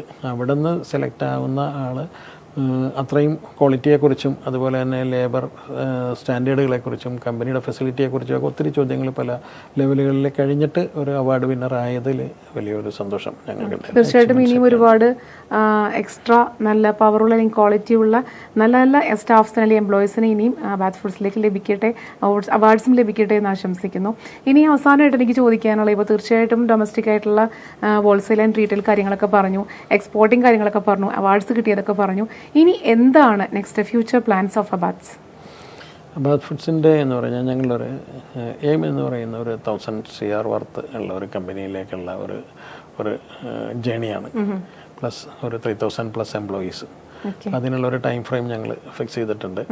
അപ്പോൾ എവറി ഇയർ നമ്മളുടെ ഒരു ബഡ്ജറ്റഡ് ആയിട്ടുള്ള സെയിൽസ് ബഡ്ജറ്റ് പ്രിപ്പയർ ചെയ്തിട്ട് അതനുസരിച്ച് തന്നെയാണ് നമ്മൾ മുന്നോട്ട് പോകുന്നത്. പിന്നെ അതുപോലെ തന്നെ നമ്മളുടെ ഒരു സ്റ്റാഫ് സ്ട്രെങ്ത് വളരെ എടുത്തു പറയേണ്ട ഒരു കാര്യങ്ങളാണ്. ഞങ്ങളിവിടെ 8 വർഷം 9 വർഷമൊക്കെ വർക്ക് ചെയ്തിരുന്ന ആളുകളാണ്. ചില അത് ഫൈനാൻഷ്യൽ റിക്വയർമെൻറ്റ് കാര്യങ്ങൾ അല്ലെങ്കിൽ അബ്രോഡിലേക്കൊക്കെ പോകുന്ന ആളുകളാണെങ്കിൽ പോലും തിരിച്ച് നമ്മളുടെ അടുത്ത് അവിടെ എന്തെങ്കിലും കാര്യങ്ങളിൽ വർക്ക് ചെയ്യാൻ ബുദ്ധിമുട്ടോ അല്ലെങ്കിൽ മറ്റ് ഇഷ്യൂസ് എന്തെങ്കിലും ഉണ്ടെങ്കിൽ തിരിച്ച് നമ്മളവിടെ ജോയിൻ ചെയ്യാനും. അപ്പോൾ അത് ഒരു കമ്പനിയും എംപ്ലോയിയും തമ്മിലുള്ള ഒരു ക്രിസ്റ്റൽ ക്ലിയർ ക്ലാരിറ്റിയാണ് അത് കാണിക്കുന്നത്. എന്താണെന്ന് പറഞ്ഞാൽ അവരത്രയും നന്നായിട്ട് നല്ല ക്ലിയറായിട്ട് വർക്ക് ചെയ്തിരുന്ന ആളുകളാണ്. കമ്പനി അവരോട് അതുപോലെ തന്നെ ബിഹേവ് ചെയ്തിരുന്നതാണ്, അല്ലെങ്കിൽ അവരോട് ട്രീറ്റ് ചെയ്തിരുന്ന അതായതുകൊണ്ട് മാത്രമാണ് അങ്ങനെ പോകുന്ന ആളുകൾക്കും തിരിച്ച് വരുമ്പോൾ അല്ലെങ്കിൽ നല്ലൊരു പൊസിഷനിൽ തന്നെ അവർക്ക് കണ്ടിന്യൂ ചെയ്ത് വർക്ക് ചെയ്ത് പോകാൻ പറ്റുന്നത്. അപ്പോൾ ഒരു 3000 സ്റ്റാഫിലേക്കൊക്കെ എത്തണം എന്നാണ് ബാത്ത് ഫുഡ്സിൻ്റെ ഫ്യൂച്ചർ പ്ലാൻസ് ആണ്. അപ്പം തീർച്ചയായിട്ടും 11,000+ ആക്റ്റീവ് ക്ലയൻസുള്ള മിക്കവാറും ഒരു 30,000 ആക്റ്റീവ് ക്ലയൻസിലേക്ക് എത്തും അല്ലേ? ഉറപ്പായിട്ടും സാർ. അതുപോലെ മാർക്കറ്റിൽ അൺഓർഗനൈസ്ഡ് ആയിട്ടുള്ള ഒരുപാട് ടീംസ് വന്നിട്ട് ഇതുപോലെ തന്നെ ഫിഷൊക്കെ കൊടുക്കുന്നുണ്ട്, അല്ലെങ്കിൽ ഫ്രഷ് ആയിട്ടുള്ള അല്ലെങ്കിൽ ഫ്രോസൺ ആയിട്ടുള്ള കൊടുക്കുന്നുണ്ടാവും. അപ്പോൾ അവരെ ഇട്ടൊക്കെ ബാത്ത് ഫുഡ്സ് എങ്ങനെയാണ് കോമ്പീറ്റ് ചെയ്തിട്ടുള്ളത്? അത് കേരള എന്ന് പറഞ്ഞാൽ ഒരു എൻ്റയർ ഒരു സൈഡ് കോസ്റ്റൽ ഏരിയയാണ്. അപ്പോൾ ഏറ്റവും കൂടുതൽ മെറ്റീരിയൽ വരുന്ന ഫ്രഷ് ഫിഷ് വരുന്ന ഒരു സ്ഥലമാണ്. അത് കൂടാണ്ട് മറ്റ് സംസ്ഥാനങ്ങളിൽ നിന്ന് വലിയ ട്രക്കിലും ലോറിയിലും എല്ലാം പ്രോഡക്റ്റുകൾ ഇവിടെ കൊണ്ടുവന്ന് നമ്മുടെ മാർക്കറ്റുകളിലും അതുപോലെ തന്നെ ഒരു റോഡ് സൈഡിൽ ഇട്ടിട്ട് പോലും വലിയ ബൾക്കായിട്ട് ഫിഷ് സപ്ലൈ ചെയ്തിരുന്ന ഒരു സ്ഥിതിയിൽ നിന്നാണ് ഞങ്ങൾ അത് ഓർഗനൈസ്ഡ് ആയിട്ടൊരു ഫ്രോസൺ ബിസിനസ് ഡെവലപ്പ് ചെയ്തത്. അപ്പോൾ പലരും സംസാരിച്ചിരുന്നു, അത് കൊച്ചിയിൽ ഇത്രയും മീനുകൾ വരുന്ന സ്ഥലത്ത് നിങ്ങൾക്ക് എങ്ങനെ ഇത് വിൽക്കാൻ പറ്റും എന്നുള്ള കാര്യങ്ങൾ ചോദിച്ചിരുന്നു. അതിലെന്താന്ന് പറഞ്ഞു കഴിഞ്ഞാൽ ഇതെല്ലാം സീസണലാണ് ഈ വരുന്നത്. പിന്നെ അതിന് യാതൊരു ഫുഡ് സേഫ്റ്റി ഗ്യാരണ്ടിയും നമുക്ക് പറയാൻ പറ്റില്ല. തമിഴ്നാട്ടിൽ നിന്നും ആന്ധ്രയിൽ നിന്നും മറ്റ് ഒറീസയിൽ നിന്നും ഈവൻ ഗുജറാത്തിൽ നിന്ന് വരെ മെറ്റീരിയൽ ഫ്രഷ് എന്ന് പറഞ്ഞ് മാത്രം വരും. അത് ഫ്രീസ് ആ പ്രിസർവേഷൻ നടന്നിട്ടില്ല എന്ന് മാത്രമേ ഉള്ളൂ. പക്ഷേ അതിൻ്റെ ക്വാളിറ്റിക്ക് യാതൊരു ഗ്യാരണ്ടിയില്ല. ഈ ഫ്രഷുമായിട്ട് കമ്പയർ ചെയ്യുമ്പോൾ അൺഹൈജീനിക് ആയിട്ടുള്ള ഫ്രഷ് പല സ്ഥലങ്ങളിലും യൂസ് ചെയ്യുന്നുണ്ട്, എല്ലായിടത്തും എന്നല്ല പറയുന്നത്. ഒത്തിരി കെമിക്കൽ കാര്യങ്ങൾ എല്ലാം വരും. അത് നമ്മൾ യാതൊരുവിധ നെഗറ്റീവ് മാർക്കറ്റിങ്ങും ഞങ്ങൾ ഇതുവരെ ഉപയോഗിച്ചിട്ടില്ല. നമ്മളുടെ കെമിക്കൽ ഫ്രീ ആണ് അങ്ങനെ ഇങ്ങനെയുള്ള. പക്ഷേ അത് ട്രൂലി 100% പ്രോഡക്റ്റ്, ഈച്ച് പ്രോഡക്റ്റ് നമ്മൾ ഫോർമാലിൻ ഡിറ്റക്ഷനും അതുപോലെ തന്നെ മറ്റ് കെമിക്കൽ അഡൾട്ടറിൻ്റെ എന്തെങ്കിലും കാര്യങ്ങളുണ്ടാകുന്നുള്ള ഫുള്ളി എക്യുപ്പൈഡ് ലാബ്സ്, ക്വാളിറ്റി ലാബോറട്ടറികൾ എല്ലാ ഫാക്ടറികളിലും ഞങ്ങൾക്കുണ്ട്. അവിടെ എല്ലാം ചെക്ക് ചെയ്ത് മാത്രമേ നമ്മുടെ പ്രോഡക്റ്റുകൾ നമ്മൾ ഫാക്ടറിയുടെ അകത്തേക്ക് എൻട്രി എടുക്കാറുള്ളൂ. ഏറ്റവും കൂടുതൽ പ്രോഡക്റ്റ് റിജക്ഷൻ വരുന്നത് ഞങ്ങളുടെ പർച്ചേസ് ചെയ്യുന്നതെന്ന് വെച്ചാൽ ആ ഒരു ക്വാളിറ്റി അത്രയും അഷ്വേർഡ് അല്ലെങ്കിൽ നമ്മളത് അക്സെപ്റ്റ് ചെയ്യാറില്ല. അത്രയും ക്വാളിറ്റി അഡ്വാൻറ്റേജ് കൊണ്ടും പ്രൈസ് കൺസിസ്റ്റൻസി കൊണ്ടും സർവീസ് കൊണ്ടുമാണ് നമ്മൾ ഈ ഫ്രഷുമായിട്ട് കോമ്പീറ്റ് ചെയ്ത് ആ ഒരു ബിസിനസ് ഡെവലപ്പ് ചെയ്യുന്നത്. അത് പറയുമ്പോഴാണ് ഇപ്പോൾ അബാദിൽ നോക്കുമ്പോൾ നമ്മൾ Abad builders, Abad resorts, Abad fisheries ഒക്കെ വരുന്നുണ്ട്. അപ്പോൾ അതിൽ അബാദ് ഫുഡ്സ് എങ്ങനെയാണ് ഇതിൽ നിന്നെല്ലാം വേറിട്ട് നിൽക്കുന്നത്? ഒറ്റ വാക്കി പറഞ്ഞാൽ അബാദ് ഫുഡ്സ് എന്ന് പറഞ്ഞാൽ അബാദ് ഗ്രൂപ്പിൻ്റെ ഒരു ജനകീയ മുഖമാണ്, ഒരു കോമൺ പോപ്പുലർ ഫേസ് ആണ്. അതെന്താന്ന് പറഞ്ഞാൽ അബാദ് ഫിഷറീസ് എന്ന് പറയുന്നത് ഇൻ്റർനാഷണൽ ലെവലിൽ ഓൾമോസ്റ്റ് എല്ലാ കൺട്രികളിലേക്കും പ്രോഡക്റ്റ് എക്സ്പോർട്ടുള്ള, വർഷങ്ങളായിട്ട് എക്സ്പോർട്ടുള്ള 90 ഇയറാണ് അവരുടെ ബിസിനസ് സ്റ്റാർട്ടായിട്ട്. അപ്പോൾ അത്രയും എക്സ്പോർട്ടുള്ളൊരു കമ്പനിയാണ്. അത് കൊമേഴ്ഷ്യൽ ഇൻഡസ്ട്രി ലെവലിലും ഇൻ്റർനാഷണൽ മാർക്കറ്റിലും മറൈൻ പ്രോഡക്റ്റ് ഡെവലപ്മെൻറ്റ് അതോറിറ്റികളിൽ അങ്ങനെയുള്ള സ്ഥലങ്ങളിലെല്ലാം ഏറ്റവും കൂടുതൽ പേരുള്ള ഒരു കമ്പനിയാണ്. അതുപോലെ തന്നെ അബാദ് ഹോട്ടൽസ് എന്ന് പറഞ്ഞാൽ ടൂറിസം റിലേറ്റഡ് ആയിട്ടുള്ള സെഗ്മെൻറ്റുകളിൽ 100% ഗ്യാരണ്ടീഡ് ആയിട്ട് ട്രസ്റ്റഡ് ആയിട്ട് സ്റ്റേയോ അല്ലെങ്കിൽ നമ്മളൊരു വീട്ടിൽ താമസിക്കുന്ന പോലെ തന്നെ ഗ്യാരണ്ടി ആയിട്ട് സ്റ്റേ ചെയ്യാൻ പറ്റുന്ന റിസോർട്ടും ഹോട്ടൽസുമാണ് അബാദിനുള്ളത്. അതുപോലെ അബാദ് ബിൽഡേഴ്സ് എന്ന് പറഞ്ഞാൽ ട്രസ്റ്റഡ് ആയിട്ടുള്ള അപ്പാർട്ട്മെൻറ്റ്സ് ബിൽഡ് ചെയ്യുന്ന ബ്രാൻഡാണ് ആ ഒരു സെക്ടറിൽ. അത് പക്ഷേ അബാദ് ഫുഡ്സ് എന്ന് പറഞ്ഞാൽ ഇത് കേരളത്തിൽ അങ്ങോളം ഇങ്ങോളം അല്ലെങ്കിൽ സൗത്ത് ഇന്ത്യയിൽ ബാംഗ്ലൂർ നമുക്ക് 3 ബ്രാഞ്ചുണ്ട്. ബാംഗ്ലൂർ, കോറമംഗല, മൈസൂർ, അത് കർണാടക റീജിയനിൽ. തമിഴ്നാട്ടിലാണെങ്കിൽ മധുരൈ, കോയമ്പത്തൂർ, പിന്നെ രണ്ടാമത് ചെന്നൈയിൽ 2 ബ്രാഞ്ച്, ഇങ്ങനെ ഒരു 4 ബ്രാഞ്ചുകളുണ്ട്. പിന്നെ കേരളത്തിൽ അങ്ങോളം ഇങ്ങോളം എല്ലാ ഡിസ്ട്രിക്റ്റിലും നമുക്ക് ഓഫീസും കോൾഡ് സ്റ്റോറേജുകളുണ്ട്. അപ്പോൾ കേരളത്തിലെ കോമൺ മാന് ഫെമിലിയർ ആയിട്ടുള്ളത് അബാദ് ഫുഡ്സാണ്. അതായത് അത്രയും ഗ്യാരണ്ടിയുള്ള പ്രോഡക്റ്റുകൾ അവരുടെ ഡോർ സ്റ്റെപ്പിൽ അവൈലബിൾ ആണ്. അപ്പോൾ ഇന്നിപ്പോൾ ഇവിടെ ഓരോ കാറ്ററിംഗുകാരും ഓരോ ഫംഗ്ഷന് ഓരോ സ്ഥലങ്ങളിൽ ചെയ്തു പോകുമ്പോൾ അവർക്കിപ്പോൾ ഊട്ടിയിലാണോ അല്ലെങ്കിൽ കൊടൈക്കനാലിലാണോ അല്ലെങ്കിൽ വേറെ ഇപ്പോൾ ഡെസ്റ്റിനേഷൻ വെഡ്ഡിങ്സിൻ്റെ എല്ലാം കാലം ഏത് സ്ഥലത്താണോ അവർ പരിപാടി നടത്തുന്നത്, ഏത് കായലിൻ്റെ സൈഡിലോ അല്ലെങ്കിൽ മൗണ്ടൻ്റെ മുകളിലോ എവിടെയാണെങ്കിലും അവിടെ നമ്മുടെ വണ്ടി എത്തും. അവർക്ക് ഇത് ഇവിടെ നിന്ന് കെട്ടി വലിച്ച് പാക്ക് ചെയ്ത് കൊണ്ടുപോകണ്ട, അവർ പറയണം ആ സമയത്ത് നമ്മളവിടെ സപ്ലൈ ചെയ്യും. അത്രയും കാര്യങ്ങൾ ചെയ്യുന്നത് കൊണ്ട് കേരളയിൽ ഏറ്റവും ഒരു കോമൺ മാൻ ഏറ്റവും കൂടുതൽ ഫെമിലിയർ ആയിട്ടുള്ള ഒരു ബ്രാൻഡായിട്ട് അബാദ് ഫുഡ്സ് മാറിയിട്ടുണ്ട്. ഇതാണ് ഈ ഞങ്ങളുടെ തന്നെയുള്ള മറ്റ് ഡിവിഷൻസുമായിട്ടുള്ള ഒരു ഡിഫറൻസ്. അപ്പം നമ്മൾ ഇത്രയും നേരം കേട്ടത് അബാദ് ഫുഡ്സ് എന്ന വലിയ കമ്പനിയുടെ ഒരുപാട് വിശേഷങ്ങളാണ്. അത് നമ്മളുമായി പങ്കുവച്ചത് അബാദ് ഫുഡ്സിന്റെ GM ആയിട്ടുള്ള മധു സാറാണ്. 3 kg തൊട്ട് എത്ര huge volume of fresh and frozen food products വളരെ കൃത്യതയോടുകൂടി അല്ലെങ്കിൽ പ്രീമിയം ക്വാളിറ്റിയിൽ അഫോർഡബിൾ പ്രൈസിൽ കൊടുക്കുന്നു എന്നതാണ് അബാദ് ഫുഡ്സിന്റെ ഏറ്റവും വലിയ പ്രത്യേകത. അത് തന്നെയാണ് അബാദ് ഫുഡ്സിനെ ജനകീയമാക്കുന്നതും. ഈ എല്ലാ ക്രൈറ്റീരിയകളും മുൻനിർത്തി അബാദ് ഫുഡ്സിന് മുന്നോട്ട് പോകാൻ സാധിക്കട്ടെ എന്ന് ആശംസിക്കുന്നു. ഇനിയും ഒരുപാട് ഇൻഫോർമേറ്റീവ്സ് ആയിട്ടുള്ള ഇൻസ്പയറിംഗ് ആയിട്ടുള്ള സ്റ്റോറീസ് ഇൻസ്പയർ കേൾക്കുന്നതുവരെ it's me Sajna Sara signing of.